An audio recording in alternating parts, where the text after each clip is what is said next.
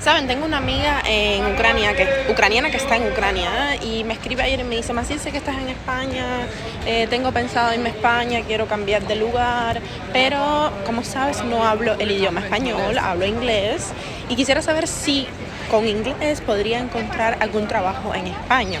Y justamente yo también estoy buscando trabajo para mí, aunque hablo español, pero también estoy buscando para mí. Y encontré un sitio donde dicen que para personas que no hablen español se necesitan personas que hablen inglés, incluso otros idiomas. ¿Qué creen ustedes? ¿Que se pueda conseguir trabajo en España sin hablar español, solo con inglés? Ella habla inglés, ruso, ucraniano, 3 idiomas.